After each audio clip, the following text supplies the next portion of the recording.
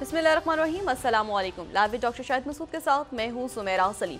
नाज़रीन, आज supreme court में दो अहम केसेस की समाअत हुई। सुप्रीम कोर्ट ने शौकत सिद्दीकी बरतरफी केस में साबिक DGI फैज़ हमीद समेत दीगर को नोटिस जारी कर दिए, जबकि सुप्रीम कोर्ट ऑफ पाकिस्तान ने लाहौर हाई कोर्ट का फैसला मुअत्तल करते हुए 8 फरवरी को इंतखाबात करवाने का हुक्म दे दिया है। इसके अलावा भी दीगर मौज़ूआत पर आज हम गुफ्तगू करेंगे। स्टूडियो में हमारे साथ मौजूद हैं डॉक्टर शाहिद मसूद। अस्सलाम वालेकुम डॉक्टर साहब। डॉक्टर साहब, सुप्रीम कोर्ट ऑफ पाकिस्तान ने लाहौर हाई कोर्ट का फैसला मुअत्तल कर दिया है, जबकि चीफ जस्टिस ने कहा है कि जो पिटीशंस लेके गए थे उन्होंने जमहूरियत को डीरेल करने की कोशिश की है। देखिए, दोनों जो आज सुप्रीम कोर्ट में समातें हुई हैं, दोनों मेरे ख्याल से इंतहाई अहम और तारीख़ी मुकदमात इन्हें कहा जा सकता है कि मुल्क की सियासत का धारा जिस तरफ जाता नज़र आ रहा है। पहले तो ये कि इस्लामाबाद हाई कोर्ट के chief justice justice Shaukat Siddiqui साहब, जिनकी तरफ से हामिद खान साहब वकील थे, उन्होंने ये कहा कि जी मेरे ऊपर दबाव डाला गया था 2018 के इलेक्शन से पहले, और दबाव डाल के जो है वो मुझसे ये काम करने को कहा गया, मैंने नहीं किया, तो उसके बाद जो है वो उनकी इंतकामी कार्रवाई उनके ख़िलाफ़ हुई। उसके ऊपर जो है वो आज जो साबिक DGI हैं, लेफ्टिनेंट जनरल फैज़ हमीद, रिटायर्ड फैज़ हमीद, और एक ब्रिगेडियर उनको नोटिस जारी हो गए, और ये जो है ये इस केस की जो अगली समाअत है गालिबन वो अब जनवरी में होगी, क्योंकि तातीलात शुरू हो रही हैं। तो ये एक बहुत बड़ा फैसला है, जो कि उसमें फ़ाइज़ साहब ने यह भी एक दो दफ़ा बात की कि अब हम रेमेडी क्या करें, क्योंकि उनको बहाल तो कर नहीं सकते। Chief justice Islamabad high court को बहाल करेंगे तो पूरा ज़ाहिर है कि एक अदालत का पूरा सिस्टम ऊपर नीचे हो जाएगा, फिर ये उनकी एज भी रिटायरमेंट वाली है। लेकिन ये कि इसके ऊपर उन्होंने एक्शन बड़ा सख्त, अदालत ने जो है वो बिल्कुल जो आइन और कानून के मुताबिक ऐसे फैसले तो हम पहली दफ़ा ही देख रहे हैं जी। दूसरा जो है ये इलेक्शन मुलतवी करवाने का एक बीच में काफ़ी दिन से बात चल रही थी, हमने इसको डिस्कस नहीं किया, और हमने यही बात की थी कि 8 तारीख को ही इलेक्शन होगा।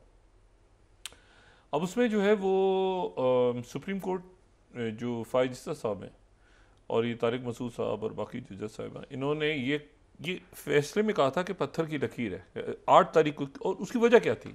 उसकी वजह ये अदालत इसलिए आई थी कि बाकी कोई तय नहीं कर पा रहा था। तो अदालत ने उसके बाद ये कहा था कि आप हम बैठें, आप जाके बात करें, मुशावरत करें, चीफ इलेक्शन कमिश्नर और सदर, और मुशावरत करके वापस आके आज ही बताएं, और ताकि ये कि आइन और कानून के मुताबिक मामला आगे चले। वो तो हो गया था 8 तारीख। अब वो इलेक्शन कमीशन भी काम छोड़ दिया, कि लाहौर हाई कोर्ट में जो है उनके चीफ जस्टिस साहब लाहौर हाई कोर्ट के, वहाँ एक पिटीशन चली गई उमर न्याजी साहब की, उन्होंने उस पर स्टे दे दिया। स्टे दे के जो है वो सारा प्रोसेस रुक गया। आज वो आखिरी तारीख थी, तो वो अभी शाम को ये फैसला उन्होंने किया है, और साथ ही वो नोटिस जारी कर दिए। और ये उन्होंने बड़े एक तो तौहीन अदालत का मेरे ख्याल से नोटिस वगैरह जारी किया है, लेकिन दूसरा ये है कि इसमें अब लाहौर हाई कोर्ट की पोजीशन देखें ना, क्योंकि लाहौर हाई कोर्ट ने एक सिंगल जो जज थे, सिंगल जज साहब इंतहाई काबिल एहतराम, उन्होंने स्टे दे दिया, और ये तारीख गुजर जाती तो इलेक्शन डिले हो जाता। तो ये, और फिर उन्होंने वो खुद ही फिर वो लार्जर बेंच भी तश्कील पा गया, तो इलेक्शन डिले होने जा रहा था। तो ये बिल्कुल प्रॉपर टाइम पे अदालत ने जो है इसमें ये मामले को देखा, संभाला, और कि आइन और कानून से इन्हिराफ नहीं होना चाहिए। लेकिन इसमें लाहौर हाई कोर्ट जो है वो इस्लामाबाद हाई कोर्ट के हवाले से तहफ़्फ़ुज़ात हैं, जो चीफ जस्टिस साहब के हवाले से तारिक साहब के, अब लाहौर हाई कोर्ट की तरफ से जो है वो उनके फैसले को भी रोक के और बड़ी सख्त रिमार्क्स दिए हैं सुप्रीम कोर्ट ने कि ये आइन को डिरेल करने की कोशिश की गई है। और ये भी कहा गया कि ये वही जज साहब हैं, तो मतलब इस तरह के रिमार्क्स भी दिए गए हैं। तो ये अब मामला जो है आइन और कानून के मुताबिक जो है वो 8 फरवरी को इलेक्शन सामने होगा। लेकिन ये दोनों जो ये गैर मामूली जो है वो फैसले हैं और इंतहाई अच्छे, और ये अच्छे, इसमें ये जो बात की है ना तारिक मसूद साहब ने, तारिक मसूद जैसे तारिक मसूद साहब के रिमार्क्स अगर फ़ाइज़ साहब के भी, वो कहते हैं कि ये कैसे मुमकिन है कि एक शख्स आ जाए और वो पिटिशन डाल दे, और वो पार्टी की तरफ से भी शायद पॉलिसी नहीं है। बहरहाल वो पिटिशन डाल दी, वो पिटिशन के नतीजे में पूरे मुल्क का इलेक्शन रुक गया। तो ये कैसे, जबकि सुप्रीम कोर्ट ऐलान कर चुकी है, ठीक है ना। मतलब एक मुल्क में फर्ज करें एक अमेरिका में इलेक्शन हो रहा है, कहीं इलेक्शन हो रहा है, एक आदमी जाके कोर्ट में पिटीशन डाल देगी जी इलेक्शन आगे करो, तो इलेक्शन आगे हो जाएगा। उसका कोई प्रोसेस, कोई मतलब कहीं कोई पॉलिटिकल पार्टीज हैं, कोई इलेक्शन कमीशन है, कोई सुप्रीम कोर्ट का फैसला है। तो ये बड़ा मेरा ख्याल है कि उभाम दूर हुआ, और अब इलेक्शन कैंपेन वगैरह जो है वो बाकी शुरू होनी चाहिए। और तहरीक इंसाफ के को भी सूट कर रहा था अभी ही इलेक्शन, गालिबन सब अपनी कंपेनिंग करें और ये अदालत के साथ अपने मामलात और बाकी मामलात को ठीक करके और इलेक्शन की तरफ जाएं, और देखते हैं कि इलेक्शन किस तरह होता है। लेकिन ये बड़ी बदमज़गी हुई है आज, ठीक है, कि अदालत को आना पड़ा है, सुप्रीम कोर्ट को, और अपने फैसले को उन्होंने कहा कि हम जो है वो आपसे करवाएंगे। हम ये नहीं कि बात कहेंगे, जो फाइज़ साहब का जुमला था, हम आपसे इम्प्लीमेंट करवाएंगे, हम करवाने के लिए बैठे हैं यहाँ पे। तो बहरहाल दूसरी जो बात है वो ये है कि ये हिजान जो है ये अभी तो रहेगा इलेक्शन में। अब एकदम से तैयारी, शेड्यूल आ जाएगा, अब कल से एकदम से कंपेनिंग शुरू हो जाएगी। आज रात तक उन्होंने कहा नहीं शेड्यूल आने का, शेड्यूल आने के फ़ौरन बाद कंपेनिंग, एतराज़ात, आगे पीछे दाएं बाएं क्या सारा शुरू हो जाएगा सिलसिला। और ये इसके ऊपर अब देखते हैं कि कैसे शुरू होगा। लेकिन इसमें जो है वो जो फिर मैं वही बात कह रहा हूँ कि ख़ित्ते के हालात बहुत ज़्यादा ख़राब हो गए हैं। पिछले 24 घंटों में बहुत ज़्यादा बिगड़ गए हैं हालात, और गैर मुतवक्को तौर पे बिगड़ गए। एक तो ये हुआ है कि अमेरिकन जो नेशनल सिक्योरिटी एडवाइज़र हैं जैक सुलिवन, उनकी आमद से ये तवक्को थी कि 2-3 काम होंगे। एक तो ये कि जंगबंदी हो जाएगी फौरी तौर पे, क्योंकि ये कोई 20,000 के करीब अब शहादतें, 19,500 20,000, तो ये था कि जंगबंदी हो जाएगी। दूसरा ये था कि वो जो गज़ा बॉर्डर है, और दूसरा जो वहाँ से इमदाद खोली जाएगी, और ये यरगमालियों का मामला आगे बढ़ेगा, कैदी वगैरह जो भी बातचीत डायलॉग हो रहा था, तो वो मुकम्मल तौर पे आज वो ख़त्म हो गया मामला। बल्कि इसराइल जो है उनकी तरफ से ये 2 स्टेट सॉल्यूशन को भी रद्द कर दिया गया कि ऐसी कोई बात है ही नहीं। और उनके जो प्रेसिडेंट हैं, जो उन्होंने ये कहा है कि ये मेरा मुल्क जो है वो इस वक्त एक ट्रॉमा में है। ये मैं 36वीं स्लाइड अगर हम दिखा सकें, उन्होंने कहा मेरा मुल्क जो है वो ट्रॉमा में है, मेरी कौम, और ये वक्त ही नहीं है कि हम 2 स्टेट सॉल्यूशन की बात करें। तो उन्होंने वो बिल्कुल बात ख़त्म कर दी। और साथ ही जो नेशनल सिक्योरिटी एडवाइज़र हैं, उन्होंने ये कहा है कि ये जो याहिया सिनवर जो कि गज़ा में जो इंचार्ज हैं हमास के, उनके दिन गिने जा चुके हैं, और उनके हाथों पर जो है वो अमेरिकन्स का भी जो है वो खून है, ठीक है। यहाँ पे मैं अल अरबिया को कोट कर रहा हूँ, 4थी स्लाइड। तो याहिया सिनवर के दिन गिने जा चुके हैं। अब ये अमेरिकन नेशनल सिक्योरिटी एडवाइज़र की बात है। और जो उनके मिनिस्टर हैं, जो ज़ाहिर इंतहा पसंद हुकूमत इसराइल में, उनका ये स्टेटमेंट आया, far right minister, 3rd slide जो है, वो कह रहे हैं कि इसराइल को इस वक्त ये सारी स्टेटमेंट आने के बाद कि वो मुकम्मल तौर पे गज़ा को ऑक्यूपाई करें और वहाँ पे ख़त्म करके वापस इसराइल आ जाए। मतलब वहाँ पर अब ये माहौल बन गया है। अच्छा, और साथ ही जो है वो ये जो बात है कि अब उनके दिन गिने जा चुके हैं, तो ये एक वाक़या हुआ। लेकिन उसके साथ ही आज तमाम दिन जो है वो ये बहर अहमर जो है, इसमें जो रेड सी और ये इंडियन ओशन और ये बाब मतलब, यहाँ पे इस वक्त बड़े पैमाने पे तसादुम हो रहा है। और मैं सिर्फ ये इसमें बता सकता हूँ कि जो एसोसिएटेड प्रेस ने तो लिखा, पहले ख़बर दी है कि 2 अटैक्स हुए हैं। ये 8वीं स्लाइड को AP को कोट कर देते हैं। एक तो ये 9th स्लाइड जो है ना, ये है अल जशरा, ठीक है, ये हैपन लॉयड कंपनी को हेड करती है, इसके ऊपर अटैक हुआ। एक जहाज़ पे तो आग भी लग गई है। दूसरा जो है वो अटैक हुआ है MSC, ये जो 10th स्लाइड, MSC अलायना, ठीक है, इनके ऊपर अटैक हुआ है। तीसरा जो है वो MSC प्लेटिनियम 3 पे अटैक हुआ है। ये 3 पे अटैक हुआ है, एक तो निकलने में कामयाब हो गया, एक पे आग लग गई और ये मामला ख़राब हुए। लेकिन उसके साथ ही एक मैं इसको अब चूँकि इतनी तेज़ी के साथ हो रहे हैं वाक़यात और इसकी इसकी ओनरशिप, एक इसके ये तो 3 जहाज़ हैं ना, लेकिन एक जहाज़ जो है उसको अगवा कर लिया है पूरे कमर्शियल जहाज़ को। इस बार पहले तो वो नाकाम हो गए थे शुमाली जो कज़ाक हैं, लेकिन इस बार जो है वो ख़बर ही आ रही है और मैं यहाँ पे बहुत सेंसिटिव ख़बर है तो मैं इसलिए कोट कर रहा हूँ यहाँ पे। अल अरबिया ब्रेक कर रहा है खबर कि Spanish warships head to vessel that may be hijacked by pirates. ये 18वीं स्लाइड है। एक पूरे जहाज़ को, और इसमें ये भी अभी नहीं बताया जा रहा कि इसमें कितने लोग हैं, इसमें बहुत बड़ी तादाद में लोग मौजूद हैं। इस जहाज़ को जो है वो कज़ाकों ने और EU की जो सोमालिया की फ़ोर्स वहाँ पर ज़ाहिर है कि इनके ख़िलाफ़ कज़ाकों वगैरह के ख़िलाफ़ बनी हुई है।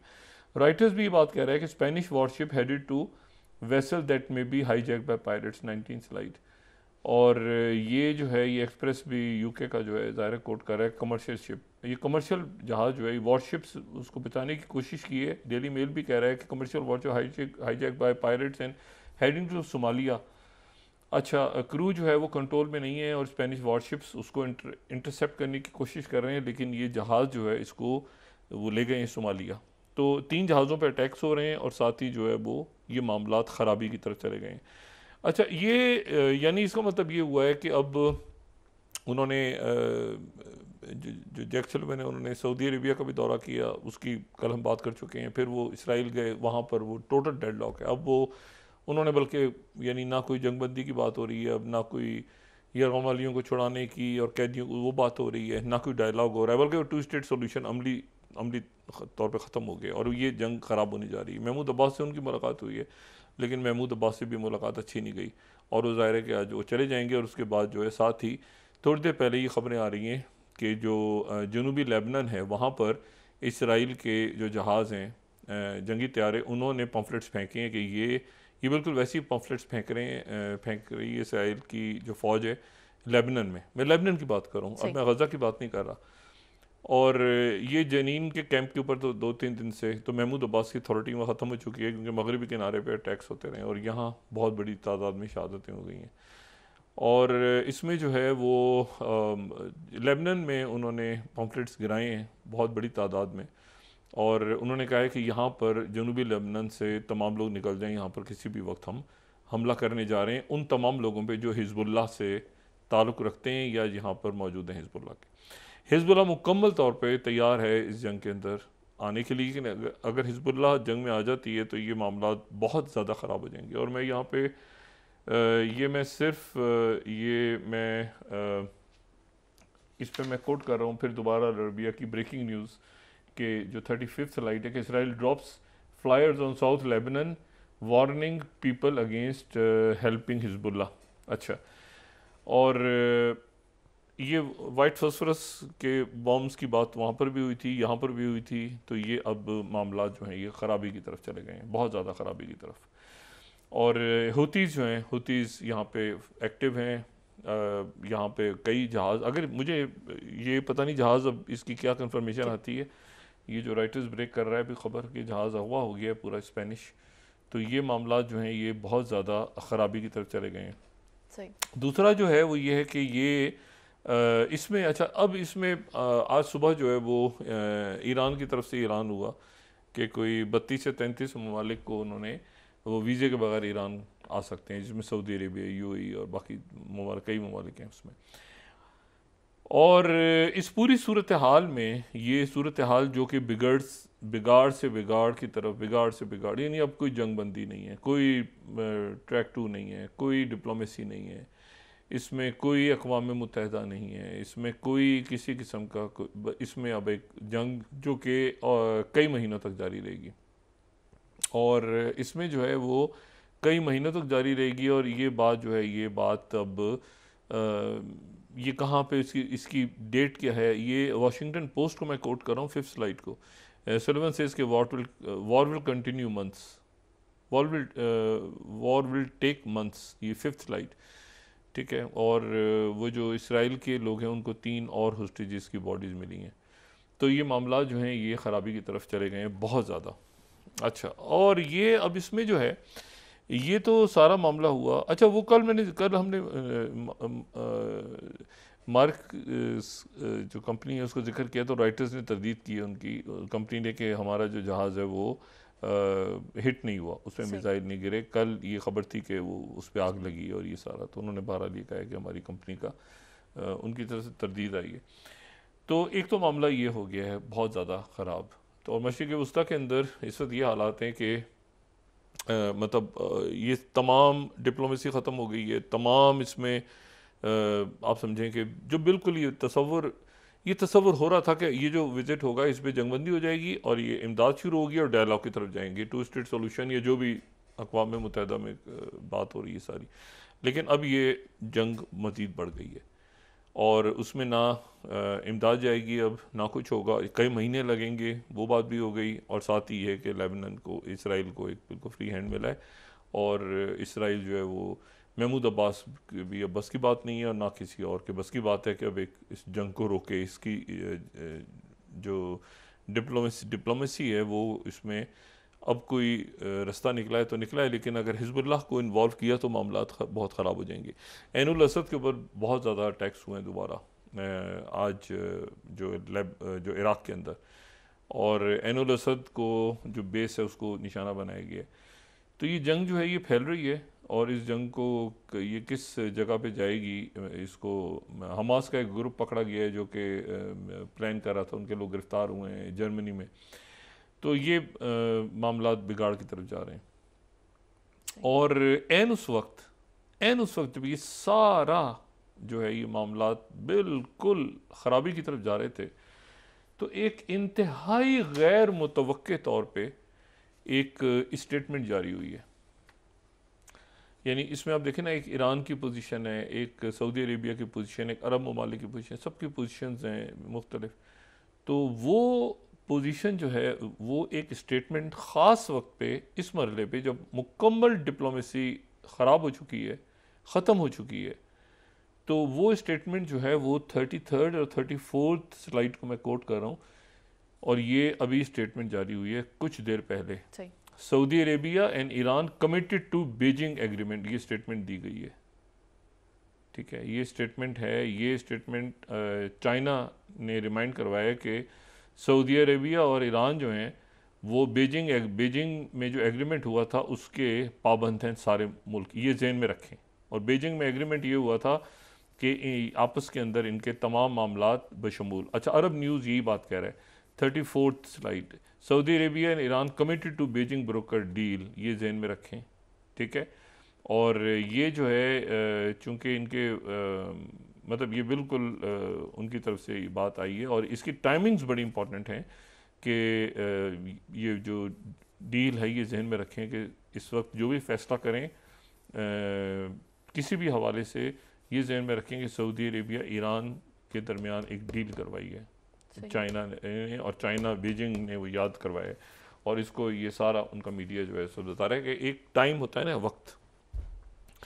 दूसरी जो बात है वो ये है इसमें, तो अब ये सिचुएशन इसमें चाइना ने जो बात की है, तो फिर उसके बाद ये क्या हो जाए। साथ ही उन्होंने ये एक उनकी इंटेलिजेंस ने कहा है कि जब ये अटैक हुआ है 7 तारीख का, तो वो टर्की में थे, कहाँ थे, और उनके जो प्रेसिडेंट उर्दगन के जो एडवाइज़र हैं उन्होंने कहा है कि भाई ये बात, ये CNN पे उनका इंटरव्यू चला है, CNN को देख भी सकते हैं।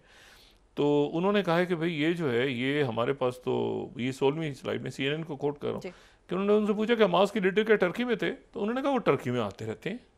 ठीक है, वो टर्की में आते रहते हैं, वो टर्की के अंदर रहते हैं, वो टर्की के अंदर ये कोई ऐसा इशू नहीं है। और टर्की में हो सकता है हो सकता है ना हो, यहाँ पे कतर में, ईरान में, बाकी हर जगहों पे वो तो हमास की लीडरशिप तो आती जाती रहती है। और सऊदी अरेबिया गए थे वो, उन्होंने वहाँ पे उम्रा किया, तो ये तो कोई इशू नहीं हो सकता है हो। तो ये अब मामला जो है ये इस वक्त इस ख़ास मरले पे चाइना का जो ये स्टेटमेंट है कि ये सारे मुल्क उस डील के ऊपर ये जहन में रखें कि वो जो डील चाइना ने ब्रोकर करवाई थी वो डील अपनी जगह मौजूद है। सही। और इन मुल्कों ने भी मैसेज दाएं बाएं भेज दिया है कि वो डील अपनी जगह बरकरार है। ये ना समझा जाए कि कोई वो डील आपस में कोई मामला जो है ख़राब हुए हैं किसी भी किस्म के।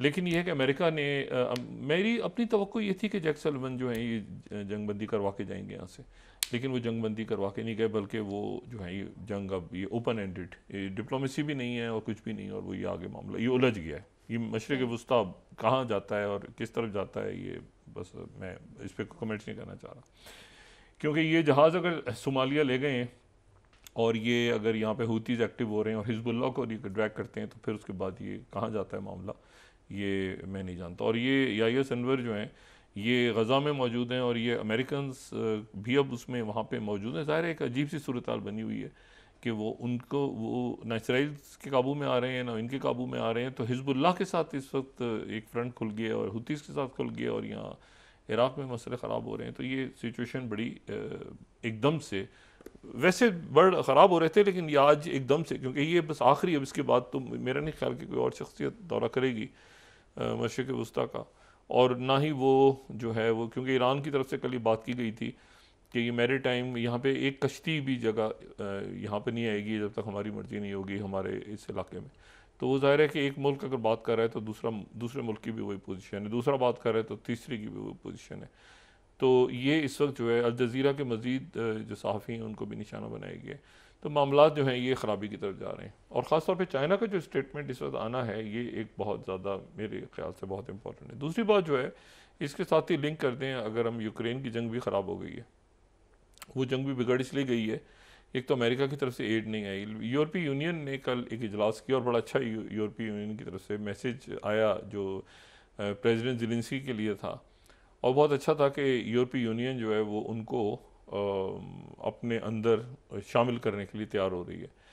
लेकिन ये हुआ कि और मदद का भी ऐलान कर दिया उन्होंने कहा 50 बिलियन की एड का उन्होंने ऐलान कर दिया, और ये कहा कि ये 50 बिलियन जो यूरोस हैं उसकी एड का ऐलान कर दिया। लेकिन साथ ही ये जैसे ही ऐलान हुआ तो थोड़ी देर के बाद जो है ये हंगरी ने उस 50 बिलियन की एड को ब्लॉक कर दिया। हंगरी ने वीटो कर दिया कि ये एड नहीं, और ये भी उन्होंने कहा कि ये, मैं 22वीं स्लाइड गार्डियन की, ठीक है, ये ईयू ने कल कहा था कि हम उनको अपने ला रहे हैं अपने अंदर, मेंबरशिप दे रहे हैं यूक्रेन को। यूक्रेन के लिए बहुत बड़ी बात थी ईयू में जाना, लेकिन साथ ही हंगरी ने ब्लॉक कर दिया है।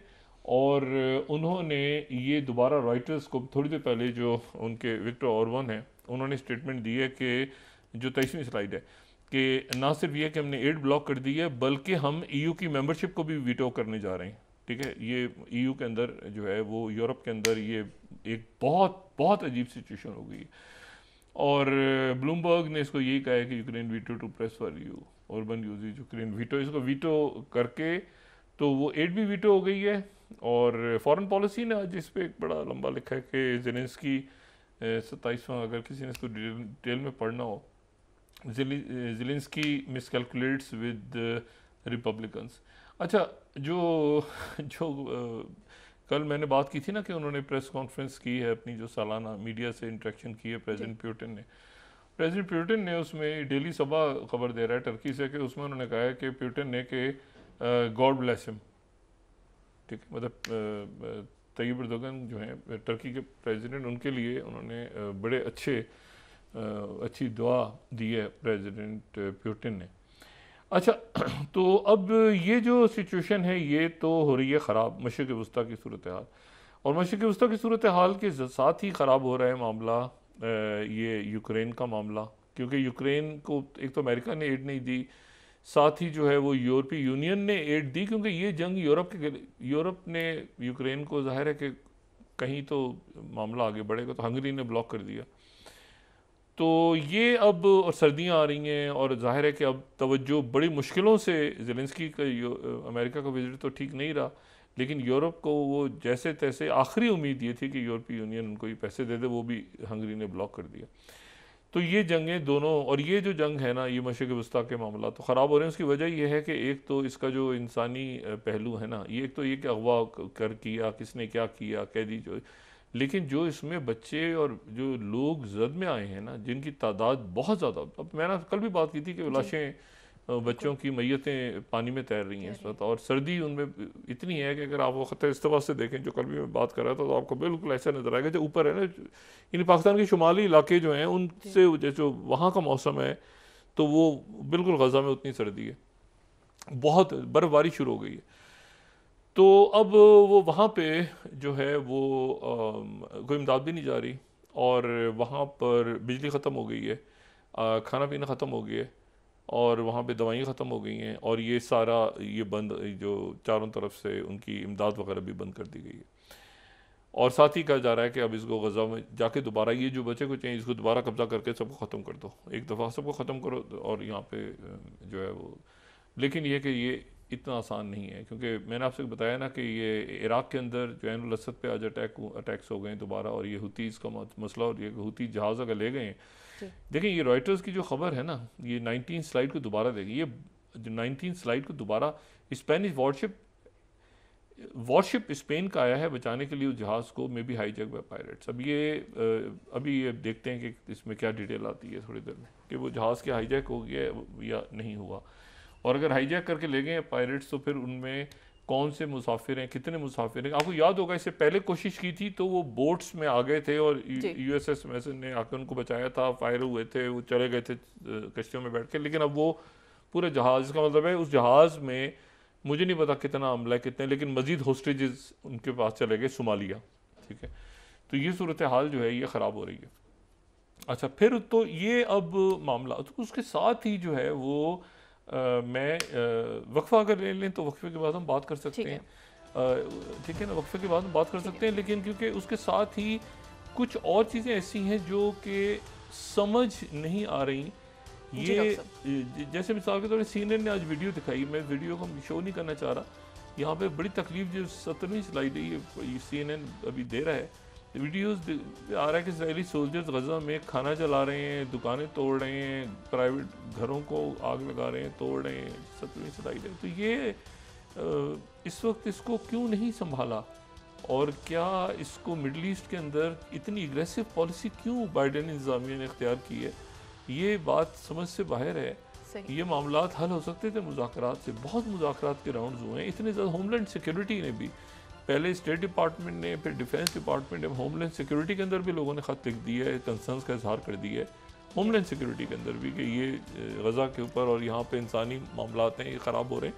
तो अब ये ठीक है डॉक्टर साहब, ब्रेक के बाद बहुत बड़ी गलती होगी अगर इसमें हिजबुल्लाह के ऊपर इन्होंने ये जो पम्फलेट्स फेंकने, अगर ये फेंके और वहाँ पे अटैक को, बहुत बड़ी गलती होगी। ठीक है नाज़रीन, वापस आते हैं एक छोटे से ब्रेक के बाद।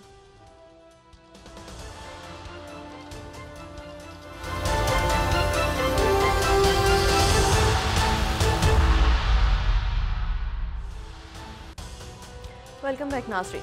डॉक्टर साहब, मशरिक़ वस्ता की जंग फैल गई है, और आप हमेशा एक बात जिक्र करते रहे हैं कि अगर मशरिक़ वस्ता की जंग फैली तो उसके असरात पाकिस्तान पे भी होंगे, हर मुल्क पे होंगे, ईरान पे भी, सऊदी अरेबिया, ईरान, इंडिया, ये हर मुल्क जो है मशरिक़ वस्ता का।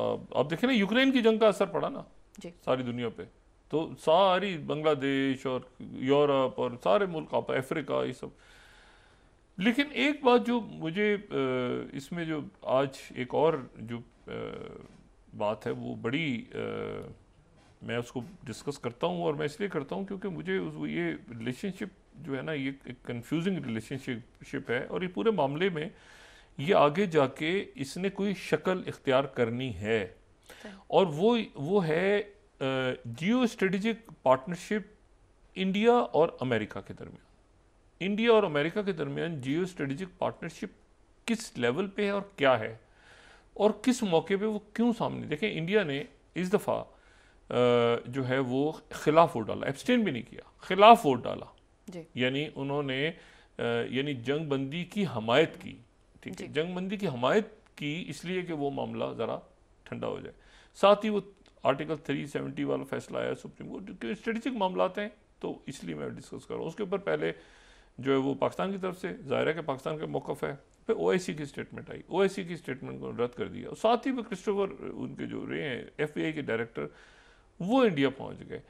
अच्छा, फिर एक खामोशी छा गई, उनकी तरफ से कोई स्टेटमेंट नहीं आई, कुछ नहीं आया, तो एक जहन में ये था कि शायद वो कोई मामलात ऐसे हैं जो तय हो गए होंगे, क्योंकि इस वक्त जो है ज़ाहिर है कि स्ट्रेटेजिकली और फिर चाइना ने एक स्टेटमेंट दी 370 पे। जो मैं पहले भी बात कर रहा था कि कश्मीर का मामला जो है वो कश्मीर के लोगों ने डिस्कस फैसला करना है, वो फैसला करना है। जाहिर है कि इंडिया ने भी उसमें एक डिसीजन करना है, उसमें पाकिस्तान ने करना है और उसमें चाइना ने भी करना है, ठीक है। लेकिन OIC भी अब उसमें मुकम्मल तौर पे, क्योंकि ये जहन में रखें OIC क्यों आया है, ये जहन में रखें, इसलिए OIC आया है दरमियान में कि OIC में ईरान और सऊदी अरेबिया के दरमियान डील चाइना ने करवाई है। तो जो चाइना का स्टांस है वो काफ़ी मामलात पे है, वो सिर्फ यमन के ऊपर नहीं है, ये जहन में रखें। ये मैं इस बात को मैं फिर दोबारा दोहरा रहा हूँ कि जो OIC का आया है स्टेटमेंट 370 पे, ये जहन में रखें कि कश्मीर पे OIC के स्टेटमेंट ये चाइना ने ईरान, और पहले ये था कि एक मुल्क दे रहा है बात, दूसरा मुल्क कर रहा है, तीसरा। इस वक्त ये जो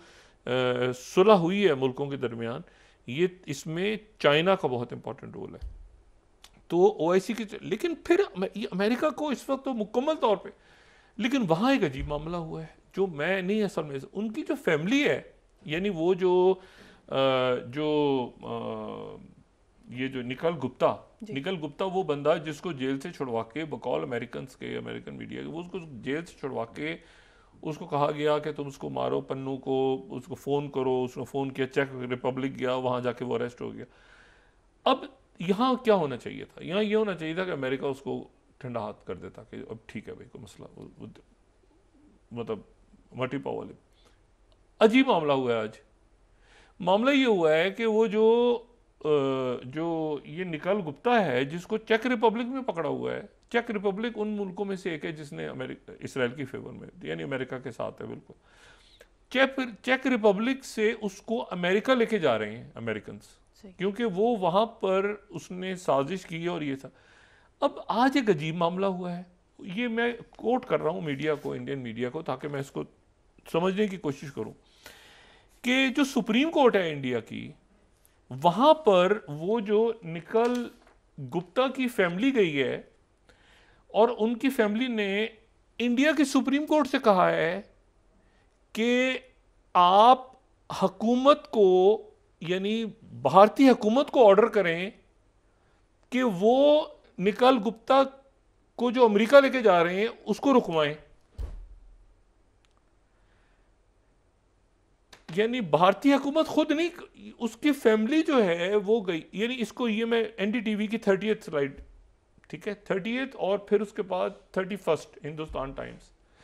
देखिए, सुप्रीम कोर्ट ने आज निकल गुप्ता की फैमिली को, जिसको अमेरिका ने एक्यूज किया है, ठीक है, उनको कहा है कि ये चेक रिपब्लिक से राब्ता करें, और कोर्ट ने रिफ्यूज कर दिया इमीडिएटली। ये इंडिया की सुप्रीम कोर्ट वहां चेक रिपब्लिक में कैसे क्या करेगी, मैं इसको नहीं समझ पाया ना, इसको कोर्ट रिफ्यूज। अच्छा, फिर उसके बाद जो है सुप्रीम कोर्ट जो, अच्छा अगली तारीख उन्होंने, वो उसको निकल गुप्ता को आज लेके जा रहे हैं अमेरिकन, या कल लेके चले जाएंगे, ये 4 जनवरी को अगली तारीख रखी है उसकी।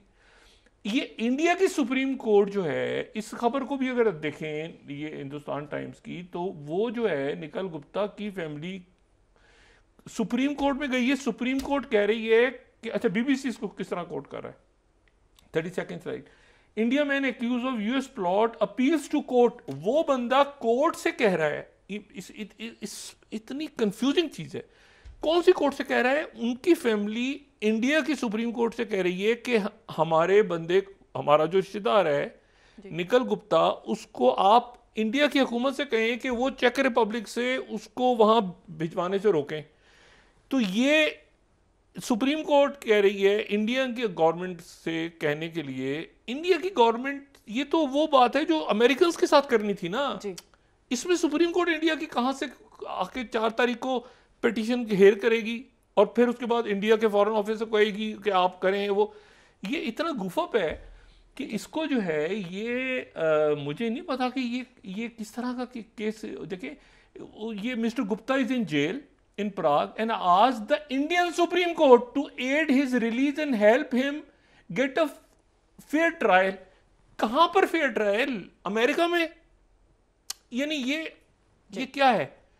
उसको तो अमेरिका लेके जा रहे हैं, तो सुप्रीम कोर्ट इंडिया की क्या करेगी? ये बात तो जो है वो इंडियन गवर्नमेंट ने अमेरिकन गवर्नमेंट से करनी थी ना, ये तो ट्रैक 2 या खामोशी से वो सुप्रीम कोर्ट के अंदर मामला चला गया। इंडियन सुप्रीम कोर्ट ने 4 जनवरी तारीख रख दी, आज या कल में उसको लेके जा रहे हैं निखिल गुप्ता को।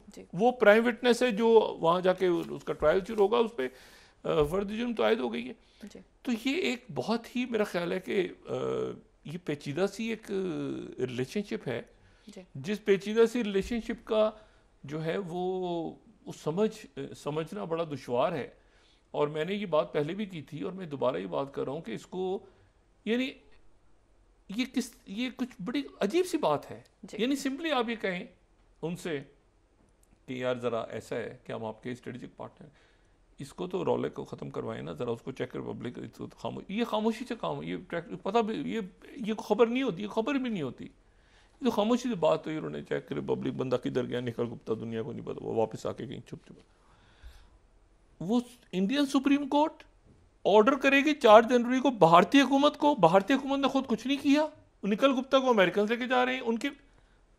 तो ये मेरा ख्याल है, इससे ये पता चलता है कि क्रिस्टोफर रे का दौरा जो है उस दौरे में बात नहीं बनी और इन्होंने उनकी फैमिली पर वहाँ चली गई है और वो अमेरिका उसको लेके जा रहे हैं। और ये जो वहाँ पे उनकी सॉइल पे जो कत्ल की साजिश हुई है, इसके ऊपर वहाँ पे ट्रायल होगा। ये आज या कल में मेरे ख्याल से निखिल गुप्ता को अमेरिका, वो उनकी फैमिली ने कहा है कि अर्जेंट हियरिंग करें, उन 4 जनवरी की तारीख डाल दी है। तो निखिल गुप्ता को ले जाएंगे, फिर वो कोर्ट क्या करेगी, सुप्रीम कोर्ट, इंडिया की सुप्रीम कोर्ट। ये एक रिलेशनशिप जो है ना, ये इसको समझना इस वक्त बड़ा दुश्वार है कि चाइना का तो समझ में आता है इंडिया के साथ, लेकिन अमेरिका का जो है ना और कनाडा और फाइव आइज का ये एक इस पूरी बिगड़ती हुई सूरत हाल में ये रिलेशनशिप जो है ना, ये कहीं इसको समझना बड़ा मुश्किल है। जी बहुत शुक्रिया डॉक्टर साहब। नाज़रीन, इसके साथ ही आज का प्रोग्राम अपने अख्ताम को पहुंचा। मुझे सुमेरा सलीम को दीजिए इजाज़त। अल्लाह निगहबान। जी डॉक्टर साहब। अपना दोस्तों रिश्तेदारों को नवा के लोगों का सब ख्याल रखिएगा। अल्लाह हाफिज़।